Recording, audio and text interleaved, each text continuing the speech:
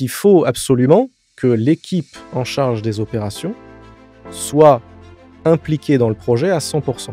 Et quoi de mieux pour motiver l'équipe dirigeante? C'est de leur promettre qu'en cas de bonne performance, il y a une partie de la plus-value de l'investisseur financier qui leur sera rétrocédée. Les deux fondateurs ont une vision de la valorisation de la société complètement différente. C'est celui qui sort va dire que ça vaut énormément grâce à lui, celui qui doit racheter va dire que ça vaut rien parce que l'autre s'en va. Voilà, donc là il y a un conflit d'intérêts en fait, littéralement. Bonjour à toutes et à tous, bienvenue sur cette émission au cours de laquelle je suis en très bonne compagnie de Hugo Michelas, qui est l'expert en évaluation financière chez Auris Évaluation. Donc, comme vous l'aurez compris, on va parler d'évaluation financière. Mais alors, Hugo, qu'est-ce que l'évaluation financière? Alors l'évaluation financière, c'est l'art d'estimer la valeur d'un actif ou d'un instrument financier via l'utilisation de modèles mathématiques. Alors il faut bien distinguer la notion de valeur de celle de prix.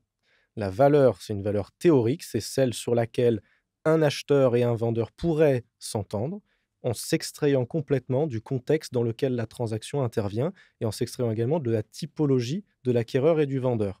Tandis que le prix, à l'inverse, lui, tient compte de toutes les caractéristiques de l'opération et des enjeux et des envies de chacun. Pour faire une analogie, quelqu'un qui reçoit en héritage un appartement, l'appartement va être valorisé, estimé à 500 000 €, mais il doit payer les frais de succession, très rapidement. Donc il faut absolument vendre l'appartement vite pour récupérer du cash. Donc au lieu de le vendre 500 000, on va le vendre 400 000. Donc on voit bien la différence entre valeur qui était 500 000 et en fait le prix, ça a été 400 000 parce qu'il a été ajusté du contexte, là, en l'occurrence, du vendeur. Le vendeur avait besoin de gagner du temps et de le vendre très rapidement. Mais donc le prix, c'est ce que l'on paye, la valeur, c'est ce que l'on obtient. Très bien, on voit tout l'intérêt de réaliser cette évaluation, mais à quel moment une société elle a besoin de justement réaliser cette évaluation financière? Alors, il y a 3 grands contextes dans lesquels une société peut avoir besoin de réaliser des travaux d'évaluation. Le premier contexte, c'est le plus connu, c'est le contexte transactionnel, donc quand, une société va être vendue. Là, ça va être la banque d'affaires qui va réaliser, d'une part, les travaux de valorisation et d'autre part, trouver un acquéreur qui va être prêt à payer le meilleur prix, quand ils sont du côté, vendeur, le meilleur prix par rapport à la valorisation qu'ils avaient fait initialement. Le deuxième grand contexte, ça va être le contexte fiscal. Donc là, ça va être dans tout ce qui est donation, apport de titres, émission de certains instruments financiers. Là, on va avoir besoin cette fois de faire appel à un expert indépendant, une tierce partie indépendante pour venir justifier de la valorisation de chaque, actif qui est apporté ou vendu. Le troisième grand contexte, ça va être dans les contextes d'intéressement au capital, souvent de salariés, où là, encore une fois, l'intervention d'un expert indépendant est nécessaire pour la réalisation de ces opérations. OK, tu dis que l'intervention d'un expert indépendant, elle est nécessaire, mais quels sont les différents types de missions sur lesquelles il doit intervenir? Alors, un expert indépendant peut intervenir tout au long de la vie d'une société, et ce, dès ses premières années d'existence. Par exemple, pour les startups, à partir du moment où elles lèvent des fonds, elle va pouvoir avoir besoin d'un expert indépendant dans le cadre souvent de l'émission de BSPCE ou BSA, puisque ce genre d'instruments financiers sont émis lors des levées de fonds. Donc là, on voit la startup directement va avoir besoin d'un expert. Plus tard, quelques années après, quand la société est devenue plus mature, si elle fait l'objet d'une opération de LBO, là encore, on va pouvoir mandater un expert indépendant pour réaliser des travaux d'évaluation, souvent afin d'évaluer, par exemple, la valeur d'un management package qui sera mis en place, ou bien venir réaliser des travaux d'attestation de taux d'intérêt. Voilà, donc c'est pour le contexte LBO et ensuite tout le reste du temps, tout le long de la vie de la société, il peut y avoir des contextes, divers et variés. On peut citer par exemple, en cas de donation, hein, le fondateur qui veut donner une partie de ses actions à ses enfants, par exemple. Bon là, on va avoir besoin de on parle souvent de pacte du Treuil, Mmh. c'était très à la mode ces derniers mois, pacte du Treuil, voilà, donc on va avoir besoin de réaliser des travaux d'évaluation pour certifier la valeur sur laquelle la donation doit avoir lieu. On peut aussi citer tout ce qui est restructuration de capital, parfois apport de titres dans des holdings ou autres. Là, encore une fois, on va devoir certifier à quelle valeur on va apporter tel ou tel titre. Et puis, on peut citer aussi tout ce qui va être les contextes plus comptables, par exemple pour la réalisation de tests de dépréciation. Donc on va venir calculer s'il y a eu ou non perte de valeur depuis une dernière transaction, par exemple. Et puis encore un dernier contexte ou une dernière typologie de mission, ça va être dès lors qu'une société acquiert une autre société, elle peut avoir besoin d'un expert indépendant aussi pour réaliser ce qu'on appelle des travaux de PPA, donc l'allocation de prix d'acquisition. Donc on voit qu'en fait, quel que soit le stade de maturité de la société ou quels que soient ses besoins, quelles que soient les opérations qu'elle réalise, elle peut être amenée à faire appel à un expert indépendant. Donc vraiment, on voit que l'évaluation est centrale sur toutes les opérations qu'on appelle de haut de bilan. Dès qu'il y a une opération de haut de bilan, il y a probablement besoin de faire appel à une tierce partie indépendante, donc réaliser Mmh. des travaux d'évaluation. Tu spécifies le terme indépendant. C'est important qu'il soit indépendant? C'est très important. Mmh. Il ne doit pas avoir de lien avec la société qu'il évalue. Il ne doit pas être au capital, il ne doit pas avoir un intérêt direct à ce que la valeur soit haute ou basse. Voilà, il faut s'extraire totalement. Je reviens sur l'exemple du conflit d'actionnaires. Si les 2 fondateurs ont une vision de la valorisation de la société complètement différente. C'est celui qui sort va dire que ça vaut énormément, grâce à lui. Celui qui doit racheter va dire que ça vaut rien parce que l'autre s'en va. Voilà, donc là, il y a un conflit d'intérêts, en fait, littéralement. Donc il faut qu'il y en ait Mmh. faut s'extraire de ces éventuels conflits d'intérêts. Alors Hugo, tu nous as expliqué les diverses missions de cet expert qui est indépendant et dont l'indépendance est nécessaire et le pourquoi une société a besoin de faire appel à cet expert. Et maintenant, est-ce que tu peux nous expliquer simplement, de façon très simple, comment on évalue une société? Alors, le grand principe, c'est un acquéreur, quand il achète une société, en réalité, il achète une espérance de cash flow futur. Donc il est prêt à payer maintenant une somme d'argent afin de pouvoir bénéficier des cash flows futurs qui seront générés par la société. Donc la méthode d'évaluation la plus connue pour évaluer une société s'appelle le DCF, Discounted Cash Flow. C'est une méthode qui est fondée sur le plan d'affaires de la société et en particulier sur les flux qui seront générés par celle-ci. Donc de manière très simple, cette méthode, comment cette méthode fonctionne? C'est qu'on va venir additionner l'ensemble des cash flows qui seront générés par la société dans les prochaines années et on va actualiser cette valeur en tenant compte du taux de rendement attendu par l'intégralité des apporteurs de fonds. Donc aussi bien en fonds propres qu'en dette. Ça, c'est pour la première méthode. La seconde méthode, qu'on appelle la méthode par les comparables, peut être divisée en 2 sous-catégories. La première approche par les comparables s'appelle l'approche par les comparables boursiers. Donc en fait, ce qu'on va faire, c'est qu'on va déterminer un panel de sociétés cotées comparables à la société qu'on cherche à évaluer et on va observer sur le marché combien de fois cette société cote par rapport à son chiffre d'affaires. Donc on va regarder sur le marché, on va dire cette société-là qui est cotée en bourse cote aujourd'hui 3 fois son chiffre d'affaires. Donc le multiple de référence, ça va être 3 fois et on va appliquer ce multiple Mmh. à l'agrégat de la société qu'on évalue. Donc on va évaluer la société par comparaison. La deuxième sous-catégorie, la deuxième approche par les comparables s'appelle l'approche par les comparables transactionnels, les transactions comparables. Et alors là, c'est le même principe, sauf que cette fois, on va déterminer un panel de sociétés non cotées, à la différence de la première Mmh. fois, non cotées, mais encore une fois actives dans le même secteur d'activité que la société évaluée. Et on va regarder sur la base de quel multiple de valorisation la transaction a eu lieu. Donc, c'est-à-dire qu'on va regarder telle société qui fait la même chose, plus ou moins la même chose que la société qu'on cherche à évaluer, a été achetée par un investisseur ou par un industriel sur la base de, par exemple, 2 fois son chiffre d'affaires ou de 10 fois son résultat d'exploitation. Et là, encore une fois, on va prendre ce multiple et on va l'appliquer aux agrégats de la société évaluée. Voilà, donc ça, c'est pour les 3 approches. Je répète, l'approche par les flux, le DCF, l'approche par les comparables boursiers et l'approche par les transactions comparables. C'est les 3 méthodes généralement appliquées pour évaluer une société. Tu as parlé précédemment des management packages. Est-ce que tu peux nous expliquer ce que c'est? Parce que Oui. moi, ça ne me parle pas trop, management packages. Alors, un management package, c'est un plan d'intéressement qui permet à des cadres clés d'une société de pouvoir bénéficier, de pouvoir percevoir une quote-part de la plus-value réalisée par l'investisseur financier lors du débouclage de l'opération. Donc ces plans d'intéressement ont pour but d'aligner les intérêts entre, d'une part, l'investisseur qui est un actionnaire passif et d'autre part, les cadres clés qui ont un rôle opérationnel au quotidien. Généralement, ces plans d'intéressement sont mis en place lors d'opérations de LBO et prennent la forme d'actions de préférence. En fait, il faut voir l'action de préférence comme une façon que l'investisseur financier en fait, va proposer au cadre clé de co-investir à ses côtés via l'utilisation de ses actions de préférence. Et l'action de préférence va disposer de certains droits financiers contractuellement définis. Donc, en fait, il faut imaginer, l'investisseur va passer un contrat avec les cadres clés de la société dans laquelle il a investi en leur promettant, dès lors qu'il va pouvoir, à la sortie, réaliser une plus-value qui va dépasser un certain seuil, il va rétrocéder une partie de sa plus-value à lui au cadre clé. Donc, pour prendre un exemple, si l'investisseur financier a investi 10 millions dans la société, il dit au manager, au cadre clé, à partir d'un multiple de 2 fois ma mise initiale, donc 20 millions, tout ce qui va dépasser ce seuil, je vais t'en rétrocéder, par exemple, 10%. Donc, si l'investisseur sort au débouclage de l'opération avec 25 millions, Mmh. il va donc rétrocéder 10% de 5 millions au cadre clé.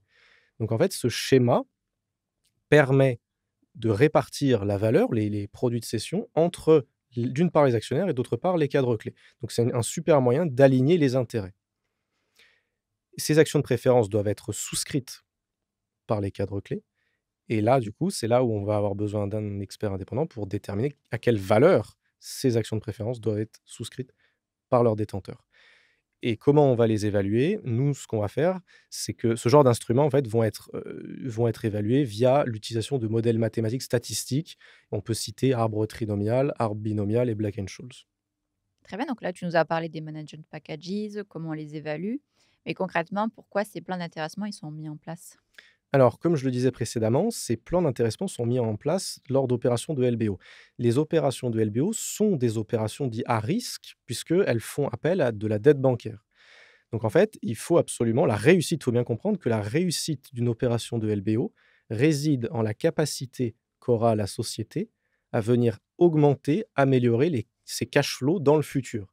En d'autres termes, il faut absolument que qu'on puisse vendre la société au bout de 5 ans sur la base d'une valorisation plus élevée que la valorisation sur laquelle l'investisseur est rentré au bout de 5 ans. Oui, Donc il va préférer, je pense. tout le monde va préférer et justement, c'est l'intérêt du management package. Il faut absolument que tout le monde et je Trouve vais y son venir, tout le monde compte et ait cet mmh, intérêt-là. mmh. Le risque pour l'investisseur financier, c'est qu'il est, je le disais tout à l'heure, c'est un actionnaire qui est passif. Il a apporté des fonds, mais il n'est pas là au quotidien pour réaliser les opérations. Donc il faut absolument que l'équipe en charge des opérations soit impliquée dans le projet à 100. Et quoi de mieux pour motiver l'équipe dirigeante de bien s'impliquer et de s'assurer du bon fonctionnement des opérations au quotidien, c'est de leur promettre qu'en cas de bonne performance, il y a une partie de la plus-value de l'investisseur financier qui leur sera rétrocédée. De cette manière, via ces plans d'intéressement, donc ces management packages, l'investisseur financier réduit son risque, puisque son risque, c'était que l'équipe dirigeante ne soit pas impliquée à 100% dans le projet, et donc que les cash flows ne s'améliorent pas de la manière dont ils espéraient, et donc que la valorisation de sortie soit moins élevée que prévu. Là, il neutralise complètement cet effet via la mise en place de ces instruments. De cette manière-là, ça réduit le risque pour lui et ça augmente l'intérêt pour les cadres clés qui maintenant sont directement intégrés au processus et ont un intérêt direct à ce que la plus-value de l'investisseur financier soit la plus élevée possible. Puisque si l'investisseur financier ne fait pas de plus-value, eux, ils Mmh. toucheront rien du tout. Et plus la plus-value sera élevée, plus ils toucheront quelque chose. Donc il y a des taux d'intérêt qui sont appliqués? Alors, non, ça va être des seuils de multiples ou de TRI. Donc en fait, D'accord. TRI, c'est pour taux de rendement interne. Faut voir ça un peu comme une espérance, un taux de rendement espéré. Mais on va rester sur le multiple. L'investisseur va donner une grille de multiples et dire au cadre clé: «Si réalise une plus-value sur la base d'un multiple de 2 fois, je vais te rétrocéder 10. Si je réalise un multiple de 2,5 fois, je vais te rétrocéder 20 de ce qui dépasse. Si je réalise un multiple de 3 fois, je vais te rétrocéder 20 et cetera». Il y a une grille qui est mise en place pour permettre à l'équipe, dirigeante de pouvoir bénéficier directement de la performance, en fait, tout simplement. Et tu parlais qu'il fallait qu'il y ait un intérêt à chacun. Est-ce qu'il y a une attestation qui est délivrée dans tout ça? Alors, c'est un contrat, hein, les Mmh. actions de préférence et donc justement, le but des travaux d'évaluation, ça va être de déterminer quelle est la valeur de ces instruments puisque les cadres clés, pour pouvoir bénéficier de ce schéma, vont devoir souscrire à ces instruments à leur valeur de marché. Et leur valeur de marché doit être déterminée justement via les approches dont je parlais précédemment. Donc, nous venons de parler du management packages, tu l'as bien défini.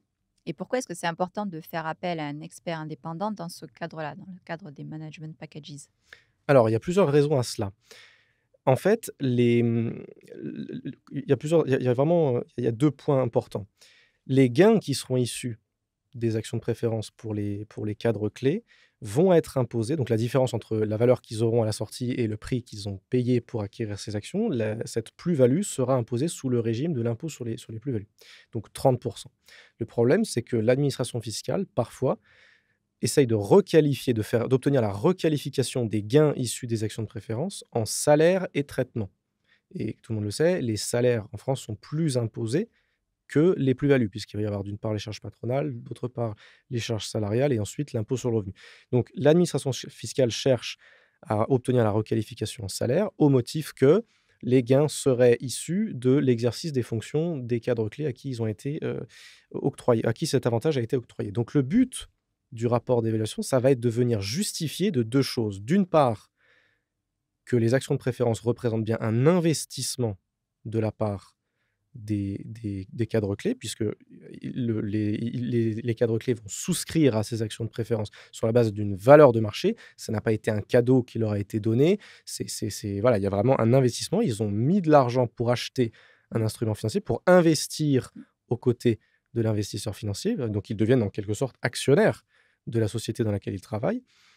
Ça, c'est le premier point. On va montrer qu'il y a bien eu un investissement, qu'ils ont payé quelque chose, que c'était pas, un montant qui était, on va dire, ridiculement faible ou quoi, qu'il y avait vraiment une valeur de marché, que ça correspondait, vraiment à sa valeur intrinsèque. Et puis ça engage la personne, ça Exactement, l'implique. exactement, puisqu'elle a sorti de l'argent et Ouais. souvent les montants représentent quand même des montants qui ne sont pas anodins pour des cadres clés. Et le deuxième point que le rapport va permettre de mettre en lumière, c'est qu'il y a une notion de risque. Puisque comme tout investissement, un investissement comporte forcément un investissement initial, une mise de départ et un risque. Quand on achète une action en bourse, elle peut soit monter, soit baisser, rarement arriver à zéro, mais sur le Mmh. principe, on peut soit perdre, soit gagner de l'argent. Donc le but du rapport, ça va être de montrer que ça représente un investissement pour les cadres clés et qu'il est risqué. Mmh. Puisque je parlais tout à l'heure de la grille de multiples que l'investisseur va proposer au cadre clé. Mais il faut bien savoir qu'en cas de non-atteinte du premier seuil de multiple, donc par exemple 2 fois, les actions de préférence percevront zéro. Et donc les cadres clés perdront l'intégralité de leur mise de départ. Ah oui, Voilà, donc je prends un exemple. il faut bien alerter sur ça. Mmh. Exactement. Je prends un exemple, si les actions de préférence ont été souscrites pour 100 000 € par les cadres clés, si on n'atteint pas les scénarios qu'on a évoqués, ils auront perdu 100 000 €. Mmh. Donc on voit bien qu'il y a un investissement de départ, une mise initiale et un risque puisqu'il y a des scénarios et qui sont quand même pas non plus anodins puisque avant de réaliser une plus-value de 2 fois, un multiple de 2 fois, il faut qu'il y ait quand même une sacrée création de valeur. Il y a beaucoup de scénarios dans lesquels l'investisseur ne ferait pas une plus-value de 2 fois et donc, à ce titre-là, les cadres clés percevraient zéro et Mmh. perdraient l'intégralité de leur mise. Donc le rapport va vraiment permettre de justifier à l'administration fiscale que l'investissement que les actions de préférence représentaient bien un investissement de la part des cadres clés et qu'à ce titre, ils sont des co-investisseurs dans l'opération et que les gains qu'ils pourront retirer éventuellement, si tout se passe bien, des actions de préférence doivent être imposés sous le régime de l'impôt sur la plus-value et non pas en salaire. Donc il faut vraiment faire attention à ce point-là. C'est pour ça que l'intervention d'un expert est essentielle. Parce que des fois, il y a enfin, j'avais déjà entendu que ces actions de préférence le prix était fixé arbitrairement et représentait pas du tout un investissement, quoi. Si le risque, c'est de perdre 1 000 € et de pouvoir gagner 500 000, on voit que le retour sur investissement, tu mets 1 000, tu ressors avec 5 000, tu as souscrit un instrument vraiment pas cher pour ce que tu en as retiré. Tu vois? Donc c'est ça Mmh. le but, c'est de montrer qu'il y a vraiment Oui, un investissement il y a et des qu'on peut réels perdre. enjeux, hein. Mmh, C'est ça, exactement. bien sûr. Et tu as évoqué l'attestation de taux d'intérêt. Est-ce que tu peux nous expliquer ce que ça signifie? Exactement. Alors l'attestation de taux d'intérêt, c'est également, on a souvent besoin dans les opérations de LBO. Ce qui se passe, je le rappelle, c'est que dans une opération de LBO, il est courant que l'investisseur financier réalise une partie de son investissement en obligation convertible.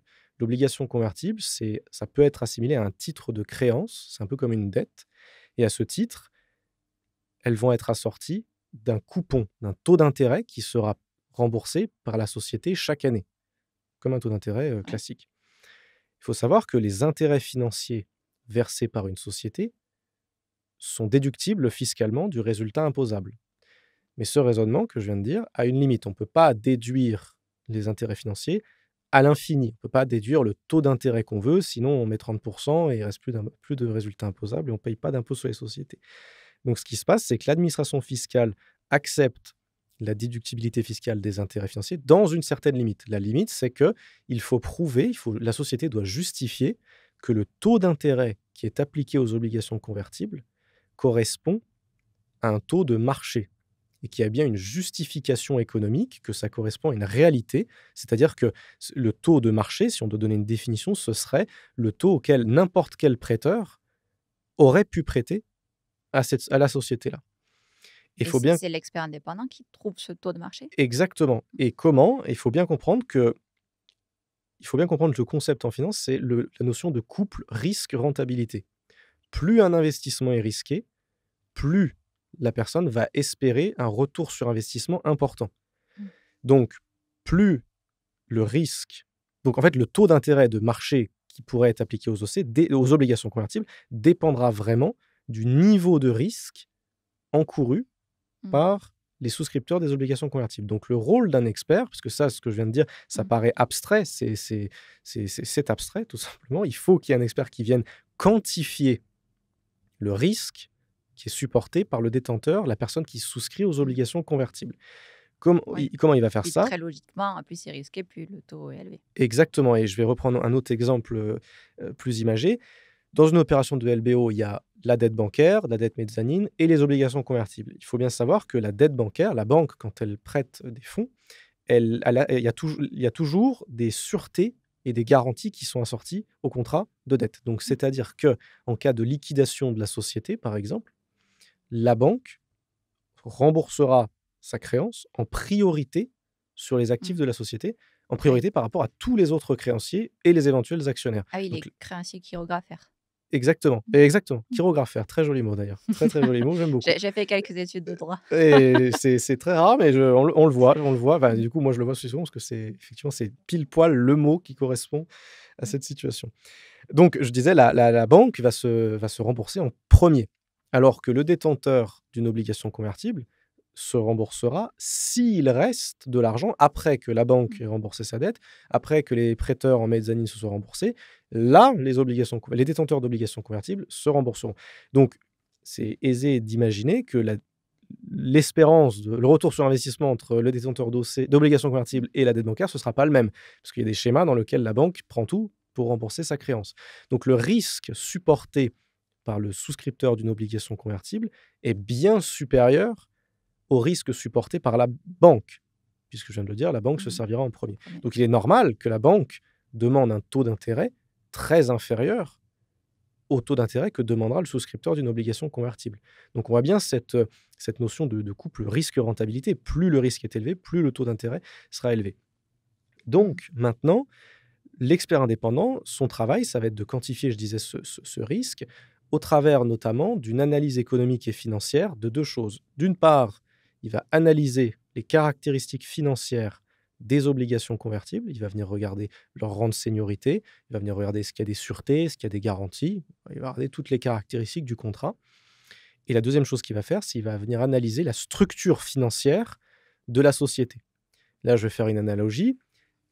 Si tu as un ami à toi qui te demande de lui prêter de l'argent, s'il gagne beaucoup d'argent et qu'il a pas de dette, tu seras d'autant plus encline à lui prêter qu'une personne qui croule déjà sous un endettement pas possible. C'est pas très rassurant. Et voilà, ou alors, et si tu acceptais de le faire, tu Mmh. lui demanderais un taux d'intérêt bien plus important. Sauf s'il rembourse ses dettes. Oui, Ah, mais oui. oui, tout le monde n'est pas un Lannister. Ouais. Mais voilà, donc il faut bien comprendre ça. En fonction du risque et de la structure Bien sûr. financière, du niveau Mmh. d'endettement de la société, un prêteur ne prêtera pas Ouais, au tu vas même être taux plus ou moins d'intérêt. frileux, bien sûr. Exactement. Mmh. Donc, l'expert va venir analyser toute cette Mmh. structure et venir quantifier à travers des méthodes, encore une fois, mathématiques et statistiques, quantifier le risque encouru par le souscripteur de l'obligation convertible. Et Mmh. une fois qu'il aura quantifié ce risque, il va venir le convertir en un taux applicable en fonction du risque qu'il a précédemment calculé. Donc ça va être le travail de l'expert. Et Mmh. l'intérêt de ce rapport, c'est que justement, cette fois, une fois que le travail est fait, la société va pouvoir déduire le taux d'intérêt que l'expert aura calculé. Et il y aura plus cette notion de risque, enfin, dans tous les cas, amoindrie, puisque Elle est la société maîtrisée, c'est disposera, voilà, maîtrisé. et la Mmh. société disposera d'un rapport qui expliquera la Mmh. méthodologie employée et qui OK. expliquera le risque encouru par les différents souscripteurs d'obligations convertibles. Ouais, donc on voit vraiment l'intérêt de faire appel à l'accompagnement, au conseil d'un expert en évaluation financière parce que, ouais, il y a quand même un petit peu de risque, hein, donc tu es Exactement, vraiment dans et le rôle du rapport, ça va être de venir réduire ce mmh, risque, bien parce sûr. que plus on utilise des méthodes, on va dire, mathématiques et factuelles, En tout cas, moins il y a de risques. d'être éclairé, de maîtriser tout ça, de Exactement. savoir, ouais, dans quoi on s'embarque, Exactement, sachant que ouais. sur ce sujet-là, faut faire attention parce que l'administration fiscale requalifie souvent le taux d'intérêt qui est appliqué en venant dire que en essayant de venir chercher le taux le plus bas. Ils acceptent le taux le plus bas et donc il faut venir chercher un juste milieu. Il faut faire le Mmh. travail, vraiment de manière à justifier qui a pris quel risque et donc qui peut espérer tel ou tel rendement. Mmh. Très clair, mais c'est beaucoup plus clair maintenant et tu as aussi évoqué le sujet des levées de fonds. À quoi sert l'intervention d'un expert indépendant dans le cas des levées de fonds? Alors, globalement, il y a 2 intérêts. Lorsque une société procède à une levée de fonds, elle va émettre soit des BSPCE, soit des BSA, ou les 2. Je vais commencer par les BSPCE. BSPCE, c'est pour bons de souscription de parts de créateurs d'entreprise. Et en fait, qu'est-ce que c'est? C'est un instrument qui permet à un salarié de pouvoir acquérir une action de la société dans laquelle il travaille à un prix déterminé au moment de l'émission du bon. Il pourra l'acheter dans le futur. Tout l'intérêt, l'enjeu en termes d'évaluation, ça va être de déterminer à quel prix d'exercice appliquer au BSPCE. Pourquoi il y a un sujet? Parce que généralement, quand une société procède à une levée de fonds, les actions qui sont émises aux investisseurs financiers en échange de leur investissement sont ce qu'on appelle des actions de préférence, dites statutaires, ou des actions labellisées, dites plutôt contractuelles. Mmh. Quel que soit l'instrument choisi, à des actions de préférence ou actions labellisées, ces deux types d'actions disposent de plus de droits financiers que les actions ordinaires détenues par les fondateurs. C'est-à-dire que, par exemple, ces actions investisseurs, on va dire, disposent d'un droit de liquidation préférentiel par rapport à toutes les autres actions. Ce que ça veut dire en pratique, c'est que si jamais on venait liquider la société, on venait la vendre, les détenteurs de ces actions peuvent exiger le remboursement de leur mise initiale avant tous les autres actionnaires. Donc là, il y a une grosse différence. Ces investisseurs, en cas de problème, en cas de sortie, peuvent récupérer en priorité leur mise initiale, alors que les fondateurs, eux, ou les salariés, vont se servir s'il reste de l'argent à répartir. Donc il est aisé de comprendre que la valeur d'une action ordinaire détenue par un fondateur est donc inférieure à la valeur de l'action détenue par l'investisseur, puisque, je viens de l'expliquer, l'action que détient l'investisseur financier dispose de plus de droits financiers que l'action ordinaire du fondateur. Donc forcément, 2 titres n'ayant pas les mêmes droits financiers, ils ne vont pas avoir la même valeur. Or, je le rappelle, le code général des impôts précise que les BSPCE, le prix d'exercice des BSPCE doit être au moins égal à la valeur de son sous-jacent au moment de l'émission. Le sous-jacent d'un BSPCE étant une action ordinaire, le prix d'exercice du BSPCE doit être au moins égal à la valeur d'une action ordinaire. Donc là, il faut bien suivre. Comme je disais que l'action ordinaire vaut moins cher que l'action de l'investisseur financier, il faut bien tenir compte de ça. Mmh. Qu'est-ce qui se passait historiquement sur le marché en France? C'est que le prix d'exercice des BSPCE appliqué correspondait au prix du tour de financement, le prix sur lequel on a émis les nouvelles actions. Ce qui n'est pas du tout à l'avantage des salariés ou des fondateurs, puisque je viens d'expliquer que l'action Ouais, sous-jacente des peut-être moins BSPCE, cher. Mmh. voilà, exactement, est censée valoir moins cher. Ouais. La question, c'est on ne sait pas combien, là, comme ça, de prime abord. C'est là que l'intervention d'un expert indépendant est Mmh. nécessaire, puisque l'expert indépendant, ce qu'il va venir faire Ouais, il vient te dire: «Warning, non, non, c'est pas ça le prix». Mmh. exactement, et il va venir analyser l'ensemble des actions présentes au capital de la société, il va venir analyser l'ensemble des caractéristiques dont disposent ces actions, venir analyser la structure de financement, combien d'euros ont été levés en échange de combien d'actions, quels droits financiers, quel rang de subordination, etc., etc. Et va venir déterminer, va faire une analyse complète en fait de la société, une analyse de toutes les actions présentes au capital de la société. La synthèse des travaux d'évaluation pour ce genre de mission, ça va être de fournir à la société la valeur unitaire des actions ordinaires, en tenant bien compte des différences en termes de droits financiers entre les actions investisseurs et les actions fondateurs. Et une fois que la société disposera de la valeur des actions ordinaires, elle pourra émettre des BSPCE au juste prix d'exercice, puisqu'on fera correspondre le prix d'exercice à la valeur des actions ordinaires. Et ce qu'on observe en tout cas chez nous, c'est que la décote applicable au BSPCE, la différence entre le prix d'exercice des BSPCE et le prix du dernier tour de financement, généralement se situe entre 40 et 60% du prix de tour. Donc on voit que la décote est très Ah, importante ouais, c'est pour les énorme. fondateurs. Ils pourront acheter. En fait, fondamentalement, ce que ça veut dire, c'est que l'action d'un fondateur, statistiquement, c'est une moyenne, hein, mais voilà, vaut 2 fois moins cher que l'action de l'investisseur. Donc on imagine bien que quand, à l'époque, les BSPCE étaient émis sur la base d'un prix d'exercice qui correspondait au prix de l'action de l'investisseur, les salariés pouvaient acheter les actions 2 fois trop cher. Donc il y avait vraiment un problème à ce niveau-là.